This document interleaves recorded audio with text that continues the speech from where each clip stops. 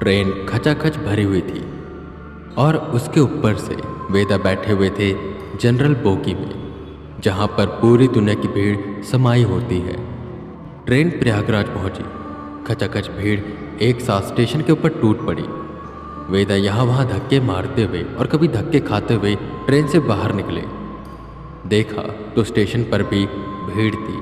चारों तरफ बस लोग ही लोग दिखाई दे रहे थे। उसमें बहुत से लोग ऐसे थे जिनके कंधे पर आत्मा बैठी हुई थी, तो कोई आत्मा ऐसी थी जो किसी एक शख्स के बस पीछे पीछे जा रही थी। और आत्मा कब से उन लोगों के साथ है वो खुद भी नहीं जानते थे, क्योंकि वो तो उन आत्माओं को नहीं देख सकते, पर वेदा देख सकते थे। खैर, वेदा स्टेशन से बाहर निकले और निकल पड़े सीधा घाट की ओर। उन्होंने सोचा सबसे पहले वो नहाएंगे, मंदिर जाएंगे और दर्शन करेंगे, तब आगे कुछ करेंगे। ये उनके लिए एक बहुत ही शुभ आरंभ था। पर भक्तों की भीड़ यूं उमड़ी हुई थी जैसे मीठे पर चींटी। किसी तरह दर्शन कर, स्नान कर वेदा घाट किनारे आराम से बैठ गए और बस सोचने लगे कि वो क्या करें और कहाँ ढूंढे किसी ऐसे को जो उनको शक्तिशाली आत्माओं के बारे में बता सके, जो उनकी ताकत को बढ़ाने में और कालराज को हराने में मदद करे। ऐसे साधु संत कहाँ पर मिलेंगे? खैर, घाट पर काफी साधु थे, संत थे और अघोरी भी काफी थे, पर वहां पर वेदा को तलाश थी किसी सिद्ध ज्ञानी की। हालांकि बाकी सब भी ज्ञानी थे, पर उनको एक खास चीज की तलाश थी, किसी ऐसे बाबा की जिनके पास इन बुरी ताकतों का पूरा ज्ञान हो। वेदा ने काफी खोजा, पर उन्हें समझ आ गया कि ऐसे बाबा शायद उन्हें घाट पर नहीं मिलेंगे। तो उनकी खोज खत्म हुई शमशान पर। वो शमशान घाट में पहुंचे, जहां पर एक चिता भी जलकर शांत हुई थी, और वहीं उसके बगल में एक अघोरी पापा बैठे हुए थे। राख मली थी उन्होंने और उनके लंबे लंबे बाल थे। वो एक नागा बाबा थे। वेदा को उनसे ना जाने की बहुत सी पॉजिटिव एनर्जी सेंस होने लगी।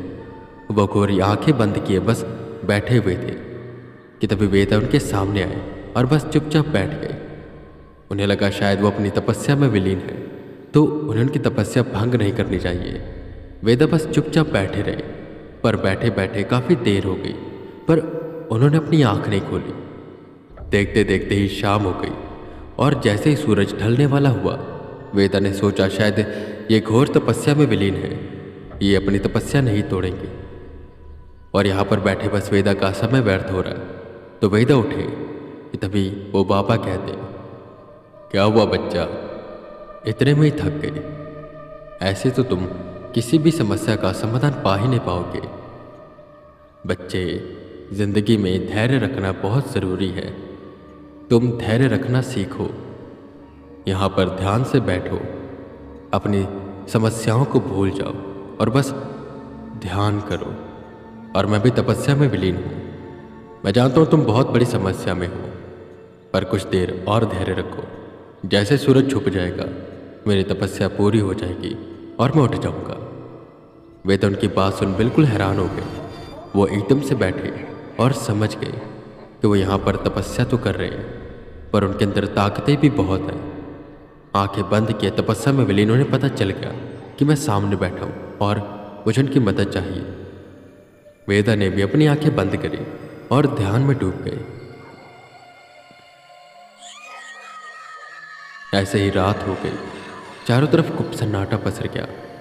वेदा को एक बात समझ आ गई कि अगर किसी को ध्यान करना है तो शमशान शायद बहुत ही अच्छी जगह है, क्योंकि यहाँ पर ज़्यादा कोई आवाज़ नहीं होती।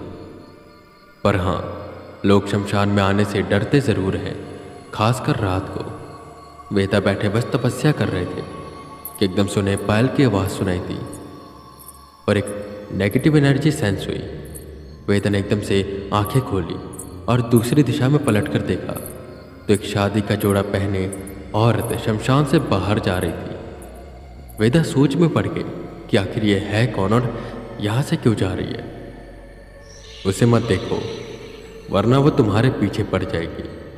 वो तो अभी जा रही है किसी दूल्हे को ढूंढने, और जहाँ तक मैं समझ पा रहा हूँ तुम दुल्हन की तलाश करते करते यहाँ पर नहीं आए हो। तुम्हें कुछ और चाहिए, तुम्हारी समस्या कुछ और है। बताओ, क्या है तुम्हारी समस्या? उन बाबा ने कहा, जिस पर वेदा उस अघोरी बाबा की ओर देखते हैं। उन्होंने अपनी आंखें खोल ली थी, पर अभी भी वो योग अवस्था में बैठे हुए थे। अंधेरा हो गया था और अंधेरे में शमशान में बैठना, यह सुनकर ही लोग डर जाते हैं, पर उन बाबा को एक तनिक पर भी डर नहीं लग रहा था। वेदा ने उस औरत से ध्यान हटाया और अपनी समस्या बतानी शुरू करी। बाबा जी, मेरे पास कुछ शक्तियां हैं जिनकी मदद से मैं दूसरी दुनिया की ताकतों को देख सकता हूँ। और एक ऐसी ताकत है जो हमारी दुनिया की नहीं है, और वो पर हमारी दुनिया में आ चुकी है, और वह शैतान की सेवक है। मैं उसे हरा नहीं पा रहा, और उसे हराना बहुत ज़रूरी है, क्योंकि उसने एक जाल बिछाया जिसमें वो लोगों को मारकर उनकी आत्मा को कैद करता है, ताकि उस शैतान की शक्तियाँ बढ़ सके। मैं उन्हें मुक्त कराना चाहता हूँ, और इसके लिए मुझे ताकत चाहिए, और ऐसी ताकतें। वेदा अपनी बात पूरी करने ही वाले थे कि बीच में बाबा ने हाथ आगे किया, उन्हें रोका और कहा, बस बस, समझ गया तुम क्या कहना चाहते हो।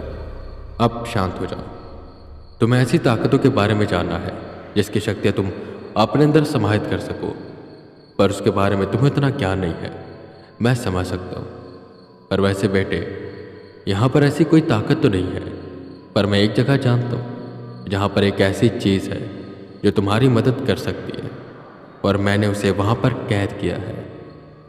बच्चा, पीलीभीत जाओगे? वहाँ पर एक गुप्त जगह है, उसके बारे में मैं तुम्हें लिख कर दूंगा।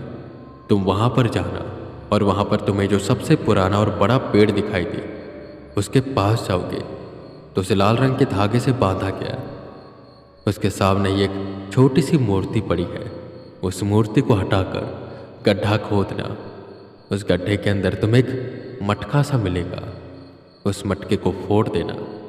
उसके अंदर से बेताल निकलेगा जो 350 साल पुराना है। उसके अंदर काफ़ी शक्तियां हैं, पर तुम जानते हो बेताल बहुत चालाक होते हैं, तो वो अपनी चालाकी दिखाएगा और तुम्हें उलझाने की कोशिश ज़रूर करेगा। तुम्हारा काम है, तुम्हें उसे उलझना नहीं है, तुम्हें उसे बस हराना है और किसी तरह मनाना है कि वह तुम्हें अपनी शक्तियाँ दे दे। और उसकी शक्तियों के बारे में बता दूँ तो बेताल शारीरिक रूप से तुम्हें बहुत ज़्यादा शक्तियाँ दे सकता है, जिससे तुम बहुत ज़्यादा ताकतवर हो सकते हो।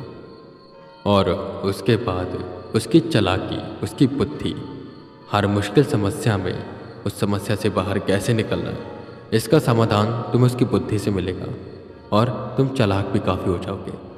और आज के वक्त में तो तुम जानते ही हो कि चालाक होना ही ठीक रहता है। जाओ, उसे पकड़ो, मैं तुम्हें यहीं पर वापस मिलूंगा। वेदा सोच में पड़ गई कि अब वो पीलीभीत जाए, और ये सोचते हुए वेदा ने नज़र बस इधर उधर की, क्योंकि नज़रों के सामने से बाबा ओझिल हो गए, एकदम गायब। और ये देखकर वेदा सकपका गई। वेदा के पास इतनी शक्तियाँ थी कि वो किसी भी एनर्जी को सेंस कर लेते थे, और कब उनके सामने से वो बाबा गायब हो गए, वेदा को पता ही नहीं चला। इसका मतलब ये था कि बाबा के पास भी काफ़ी शक्तियाँ थी और वो उनकी मदद कर सकते थे। शायद प्रयागराज में आने का उनका फैसला बिल्कुल सही था, और उन्हें उनकी बात माननी चाहिए और पीलीभीत जाना चाहिए। हालांकि एक बेताल उनका दोस्त है तो, पर शायद उस दूसरे बेताल के पास उन्हें जाना चाहिए, क्योंकि वो अपने दोस्त बेताल को पकड़ना नहीं चाहते। इसलिए वेदा उठते हैं और जाने लग जाते हैं पीलीभीत की ओर।